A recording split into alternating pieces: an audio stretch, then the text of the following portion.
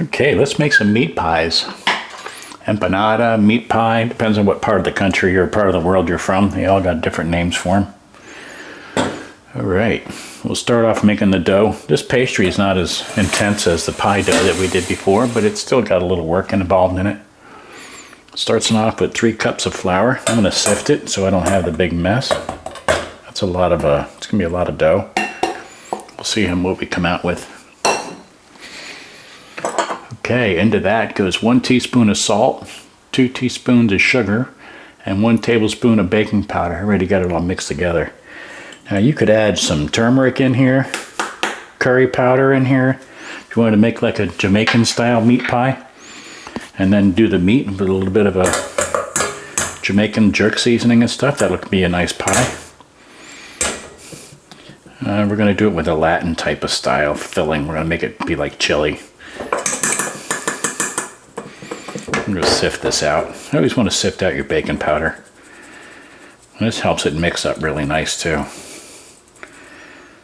Get out any chunks you may have. Alright, and get that out of the way.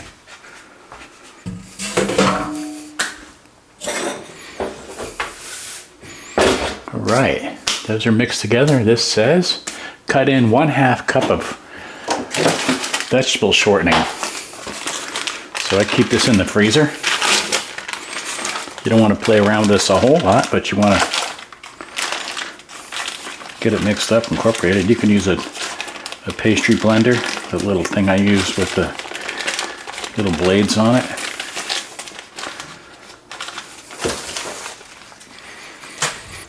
Okay, get that kind of tossed around it. We want to make this kind of like a sand almost. So just kind of squeeze it between your fingers.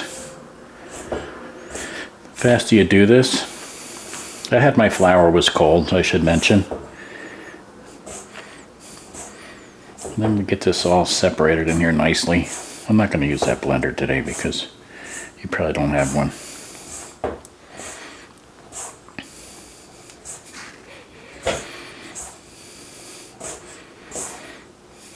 You can rub it between your fingers.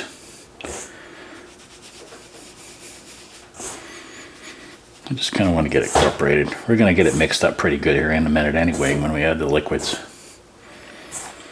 So if you added turmeric to this, it would make it like a little bit of a yellow color. A little paprika would give it a reddish color.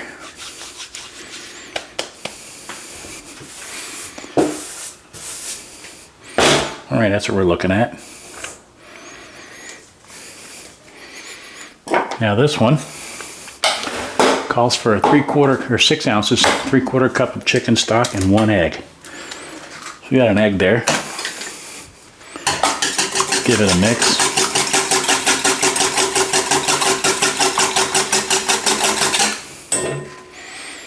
And we got 3/4 cup of chicken broth. I used a bouillon cube with some water.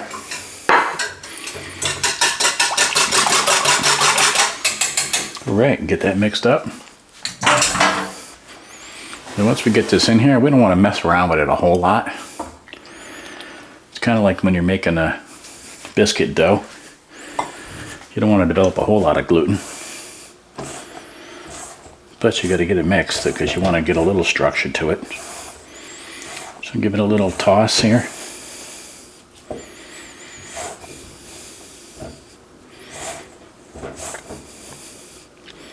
And we're going to bake these.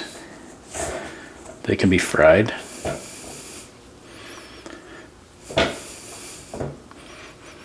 Alright, we got a good start going here. We'll get that out of the way.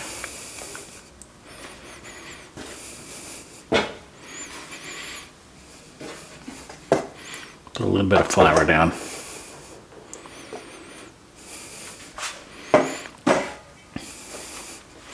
Meanwhile, I'm going to get my pan started over here. Get it warmed up so we don't have to wait around for it. For our filling. Okay, turn this out.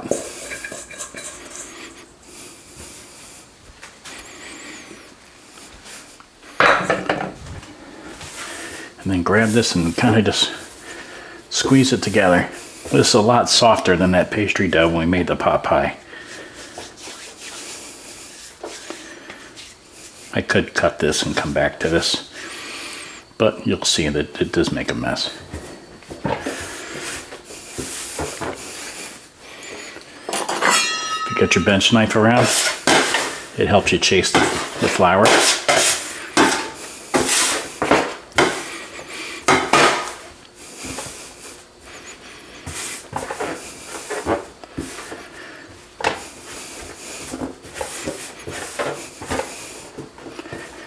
Okay, so we don't want to do it a whole lot, but we do want to knead it just a little bit, just to incorporate everything. You'll start to see the flour gets a little wet looking.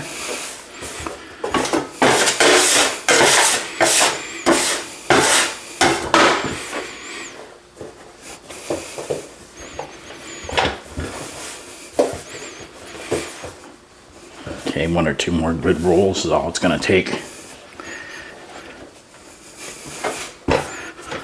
Okay, that's what we're looking for right there. You see little specks of dried flour in there, that's fine. But the dough's got a little elasticity. The gluten is starting in there, so it's going to fight you a little bit. We're going to get that pulled off to the side. I'm going to let that set.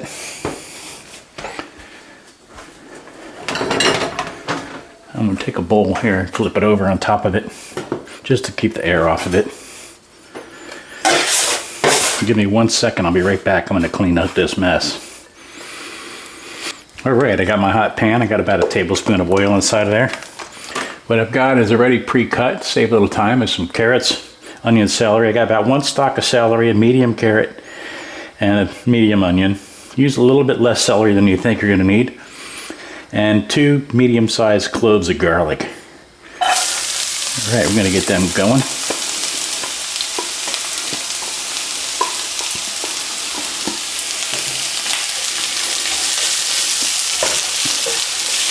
Now that garlic's going to get hot fast, so we want to keep this moving. We don't want to get this pan too hot. We definitely want to get these vegetables cooked because they're not going to have any time to cook once we get everything finished.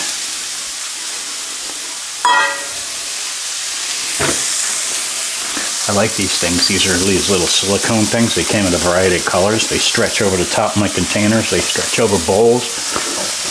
I don't have to buy plastic wrap that way.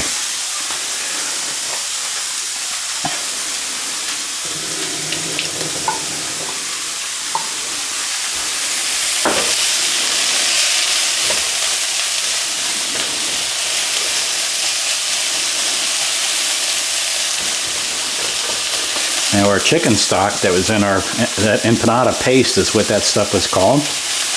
Our chicken stock in there had some salt in it. We're not going to use a whole lot of salt, but we do want to have flavor with this.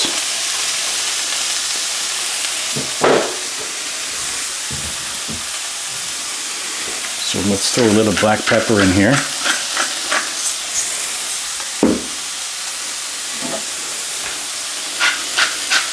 Some salt in here. That salt's going to help it draw some of the liquid out of the vegetables too.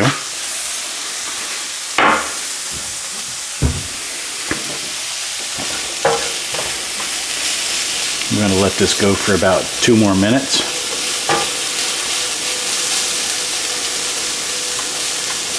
And I'll be right back.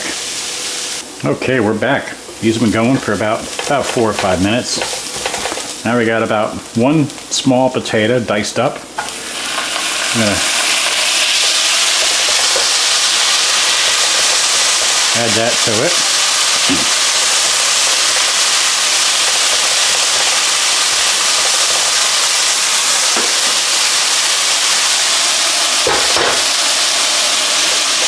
So when you cut up your potatoes ahead of time for prep, dice them up and put them in a little bit of water to cover them up to the top. That way there they don't get all rusty on you. They start to get tarnished. It's the last thing you want. Brown potatoes in there. Alright, so the potatoes are going to take about, I don't know, 3 or 4 minutes to get soft enough. So we still got to add the ground beef, and that's going to cook too. And that'll end up cooking the potatoes a little more.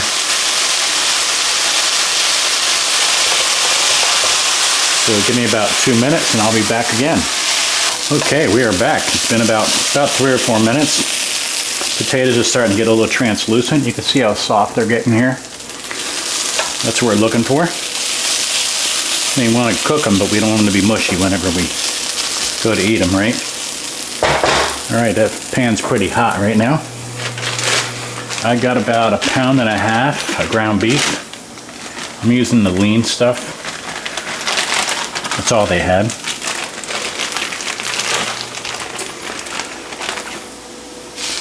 That's about 1 pound right there.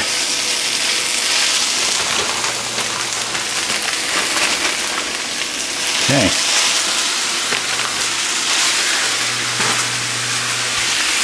This will be more than enough to make the 12 that I think that dough is going to make for us. Let's go ahead and get this all cooked up and browned off. I'm going to get it separated first.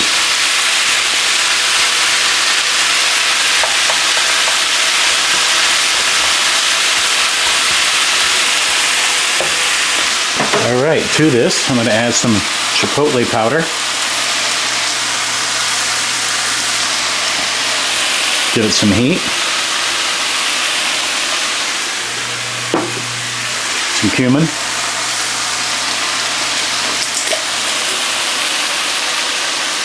This is going to be kind of like chili flavor, which is good for the inside. I guess that's about a teaspoon. Some dark chili powder. Probably about a tablespoon of that.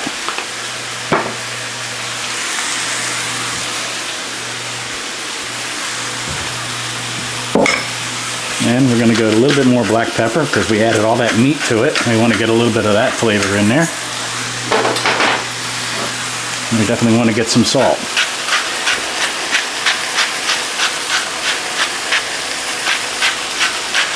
We don't want to lose all the flavor of everything to the ground beef. Now we can get this all mixed up real good and let it cook. So that's going to take a few minutes for that to brown off. So we'll be back in a couple minutes. Okay, we're back. Meat's browned off nicely. So what I do, we don't want all that fat obviously. So I cook it off and I push it all off to the side a little bit, get a little pool going in the bottom there, right? And it may sound a little gross, but paper towel right in the center there. Let that thing soak it up. Give it a press. Flip that guy over. That way there we don't have to sit there wasting time to drain it, but we're going to need some of that fat. Alright. But that guy did, that soaked up a ton of it. That's perfect. So my oven is preheated right now. Right now we're at about 425 actually. So I'm going to add about a tablespoon of flour. A heaping tablespoon of flour. Let's get this stuff mixed up right here.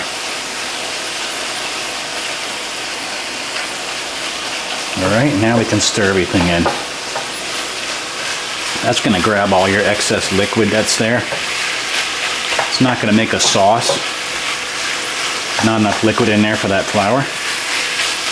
But it's definitely going to dry it up a little bit.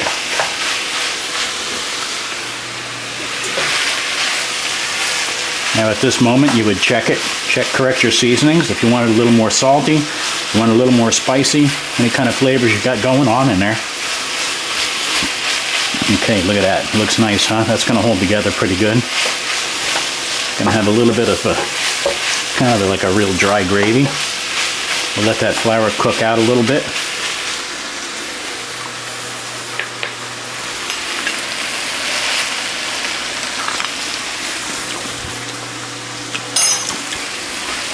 I like it. Potatoes are cooked, veggies are cooked.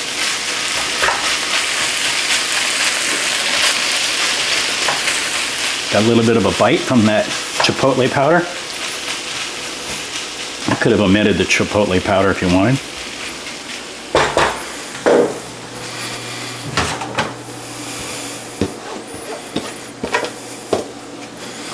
What I'm going to do,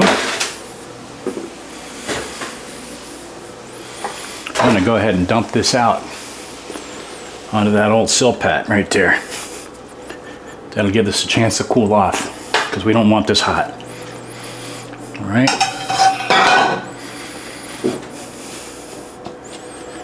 You can see it's got a little bit of oil down in there, but it's not too bad. Get that separated out. Let's get started on our dough. Okay, we're back to start our dough. So we've got this big old glob right there, nice and light. Got a good sound to it, don't it? It's obviously gonna be way too big for us to work with. So I'm gonna grab this thing and cut it in half. If you had a bigger table, you could probably try it. Look at that, nice in there, huh? Nice layers. It's not real super dense. Okay, let's make it round to start with. Get a little disc going. You don't want to play a whole lot with this. Get a little flour on your table.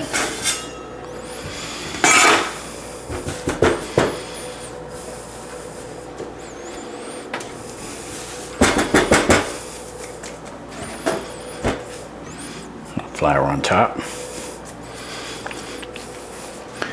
And always flour your rolling pin.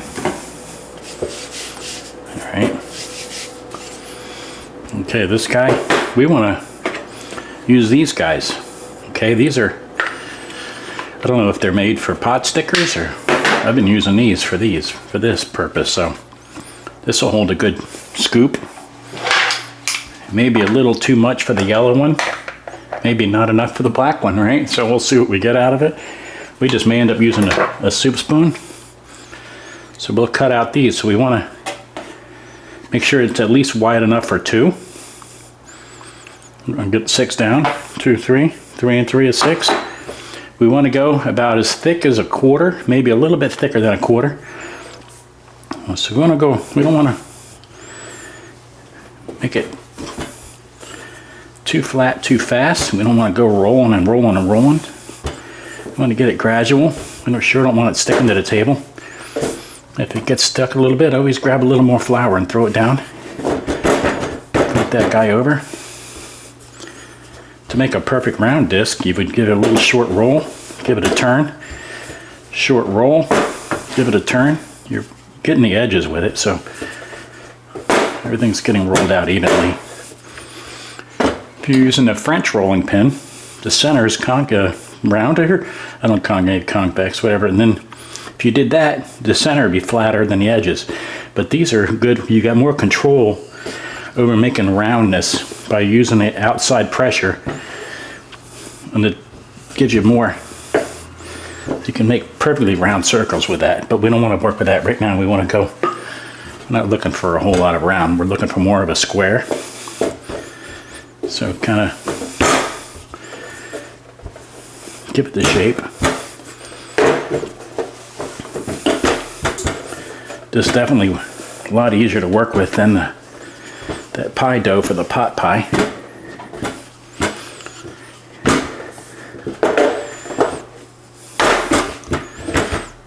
It's not springing back on us. That means the gluten had a chance to relax while it sat there.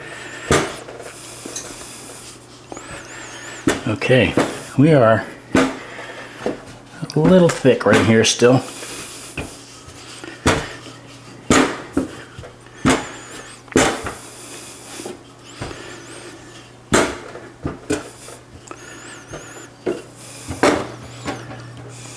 Looks good, looks good. If it's too thin, then it's not going to hold up to our manipulating with this guy.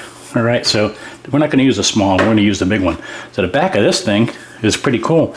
It's got an edge here. It's a cutter. And it's lipped up so that's not pushing down into it. So if you go here, you're going to run out of space because you got a little mess up there. So get close to that as possible. Get that little cut. All right, nice, huh? It don't matter if you overlap a little bit, if you don't want to run them out of an edge on one side. So if you're going to happen here, you're going to go out here so you can use the inside a little more. You don't lose this corner.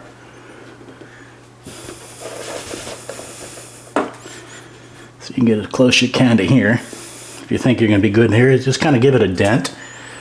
When you're doing these, if you're using your pastry cutter, give it a dent to see what you ended up with. So you know I'll get away with it over here. I may not get away with it over here too much, but I think it'll be okay if we get into that a little bit. So let's cut this one a little short. Now this one we're going to be a little way too short. So what happens with this, when you do these, you don't want to ball it back up again, but you can. I'm going to put that to the inside anyway. You know it's going to fit here now. Just give it a roll down like this. If you try to pick this up and start balling it up, you're going to mess up the structure of it. Now look at that one. Now we got the right size. Anytime you want to re-roll dough, you really don't want to play around with it a whole lot. Let's get this out of the way.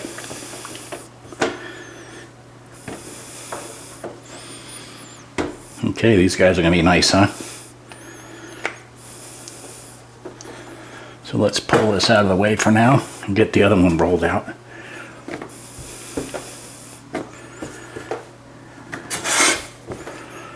That's 6, and like I said, don't ball this up, just lay it on top of each other. Get a little more flour down. Let's grab our other one. Get the shape, give it a press. Flour on top. And back the same process. Shape, turn a little bit. Turn a little bit. That's how you get a nice round disc going. Just little bits at a time. If you went off the edge, you end up getting thin here.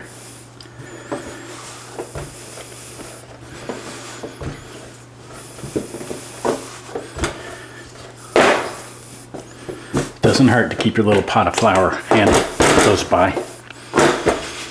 Okay. And you can see we got a nice biscuit look to it. This is basically a biscuit dough without the sour cream.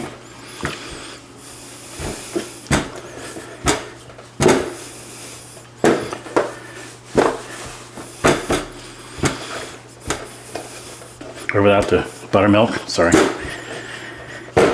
I didn't have buttermilk the other day, I used sour cream and regular milk.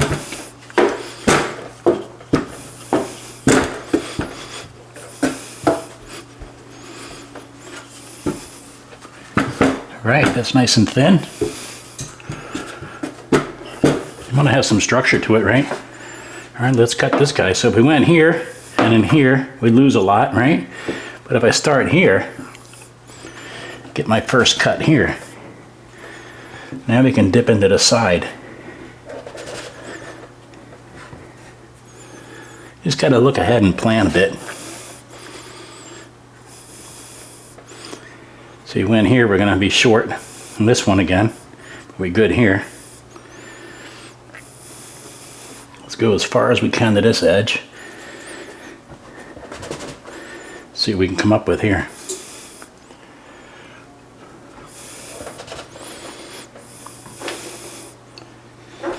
Yeah, we got 6 out of that. Oh, nice. Get these guys out of the way.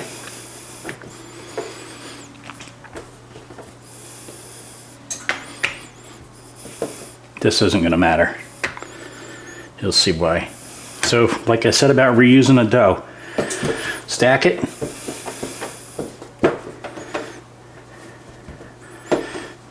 Now there's an old wives' story about first cut is for the people, first roll is for the humans, second roll is for the pigs or the dogs, because the second roll out is definitely not going to be as nice.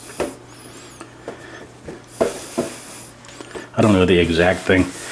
Now just kind of get it in your shape. Get some flour going, just as usual. And now you can give it another roll.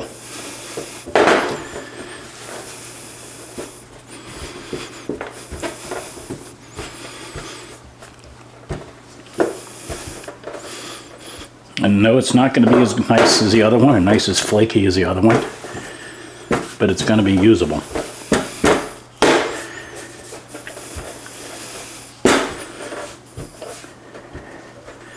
Got a couple little holes there.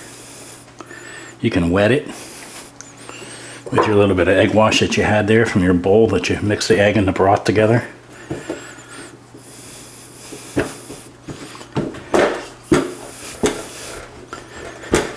There we go, look at that, not too bad. Like I said, those are going to be ugly. We'll look at them at the end and see how those look compared to the rest of them. But I don't want to waste a lot of time. Now you notice here they're shrinking a lot too, because the gluten is just super busy right now.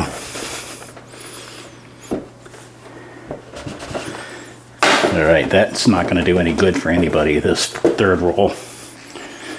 Get that out of the way. Get these guys out of the way.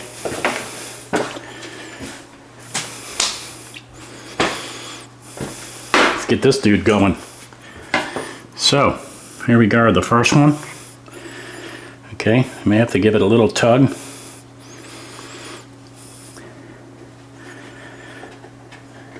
Get those sides going. The gluten was a little active. It's okay. There they are. Look at that. Nice.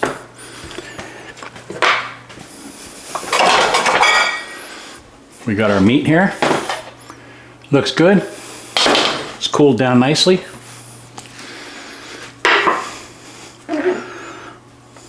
Using a scoop gives you a more uniform. I think that'd be perfect. That's a yellow scoop. Let's see what happens. Fold this guy over. And maybe a little much. A little pinch. Give it a good squeeze. Some's going to stick out the edge. Clean that off. It wasn't too much to where it's blowing out the back. That's what you got to worry about, that back side right there. And there we go. Open it about 2/3 of the way. You can roll that thing off. And that's what we end up with. A nice looking little dumpling there, huh? So we're going to lay that on our silicone pan here. And we're going to bang these out a little bit. When we get to those last ones, we'll show you the authentic way of wrapping a empanada.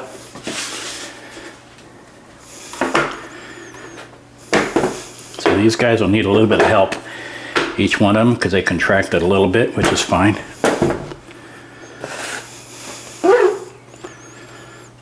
I'm going to go a little bit lighter on this one, because I got into the seam with that last one, if you noticed. See how that's coming out there? That's not going to do us any good when it's cooking.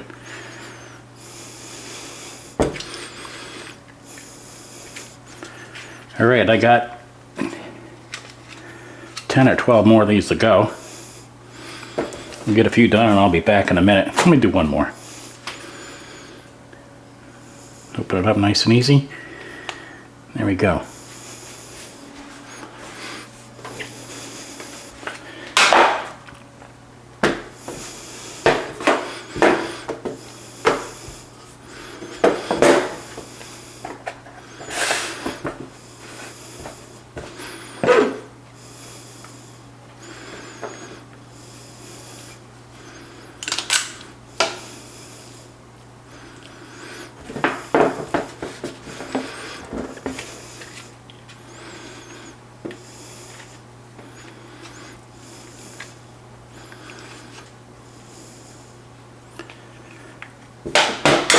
Very cool.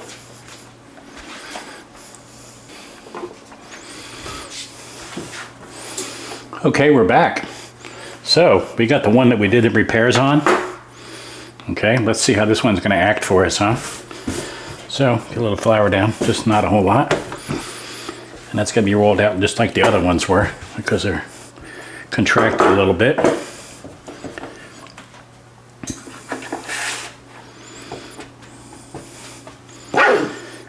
And I'm not going to fill this one as much, but it's still going to get my yellow scoop, but I'm not going to pack that scoop slam full. Give it a squeeze. See, now everything is all really sealed and compressed together, so any separations we might have had are pretty much gone. They're crimped in there pretty good. We got a potato stuck in there, but you're not seeing any breaking or any separation from that one. I'm going to keep that on one side. We'll keep an eye on that one. So a regular empanada, this has got to be rolled out a little thinner. And I haven't done these in a while, so this may not be the most prettiest thing you ever seen, but I'm going to do it anyway.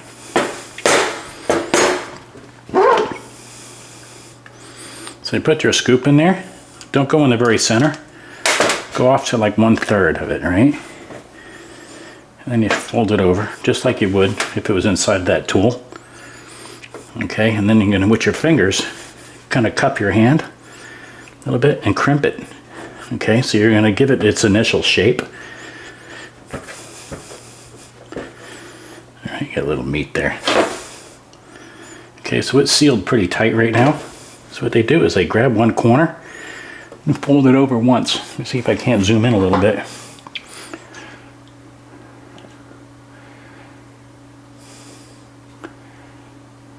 Come on, baby, you can do it. There you go. They fold it one corner over once. Then they grab that new corner, fold it over once. So every time you have a new corner, you roll that over once. Just give it a small press, not a whole lot. If you got a lot out here, it's not going to look that great, but just keep folding that corner over one time. One time. And creating a new corner. This one's getting ugly on me real fast, ain't it? Okay, until they get to that last corner, give it a crimp, tuck it underneath. So that's pretty much what a ugly empanada looks like. And this is going to be the re-roll one, so this is our second cut, or second roll, so we'll see how those look. We're going to do the last two like that too. Might as well, right? Oh, this guy's got a little bit of a hole right there. So I want to get a little bit, patch it, it's inside.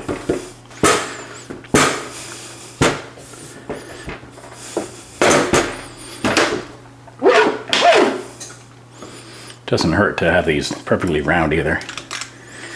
Okay, off to about 1/3, a little bit off that edge. Fold it over, get that cup going.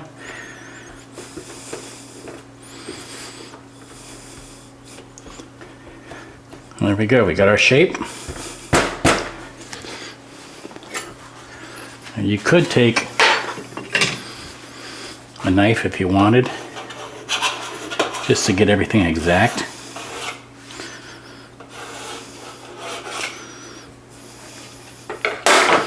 Same thing, fold that corner over, you got a new corner, fold that over, and just keep going. Every time you get a new corner, roll that guy over. You don't have to press it too hard, it's sealed already. Just kind of gives it a little bit of a secondary sealing. And your last one, tuck it under, give it a little bit of a pinch. All right, one to go.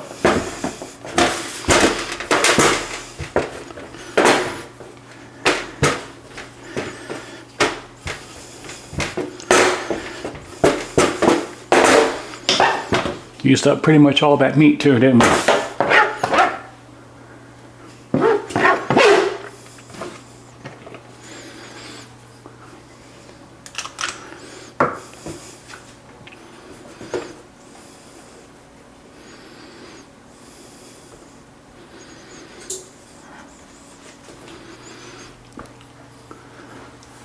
Guess it wouldn't hurt if I was in the camera, huh? Cup it, give it a nice seal,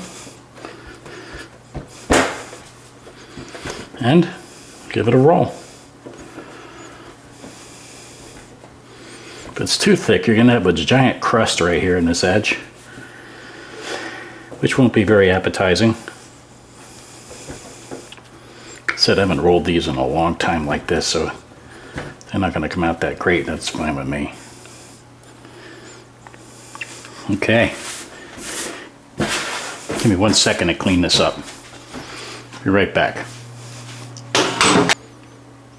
Okay, we're back. So let's do something. Let's see what happens when we egg wash these. I'm gonna crack an egg and throw some water in there and mix it up and see what we end up with. Make a little egg wash. That's 1 egg, about a tablespoon of water.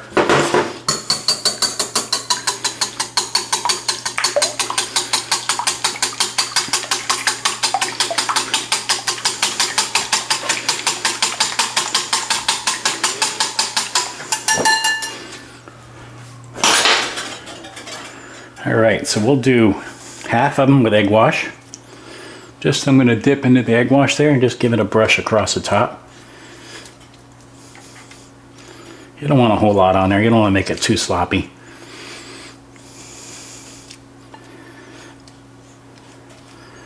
Now they may brown a little faster than the other ones, so we may be setting ourselves up for some issues, but that's okay. That's what it's all about. And then we'll do a couple of these hand wrapped ones too. We already got eggs in the dough, so it's an enriched batter, enriched dough. That one's going to come apart. It's not going to come apart, but it's going to unravel a little bit as it gets hot. And the ones that we did with the twisting like that, those are the re-rolls, so they're not going to go to the dog. All right, there we are. We're going to put these in the oven. It's preset to 450, and I'm going to give them about 20 minutes. And we'll see what they look like after 20 minutes, and then we'll be back. Okay, it's been a full 15 minutes. I was thinking 20, but these guys look like they're ready. Let's pull them out and have a look-see, huh? What do you think? Meat pies, empanadas. I was told an empanada is pretty much anything you put inside of it. Call it that. That was one of our re-rolls. You can see that came out pretty darn ugly, but that's got the egg wash on it. But you can see we got that classic, almost classic shape. Bottoms look good, they're not too dark.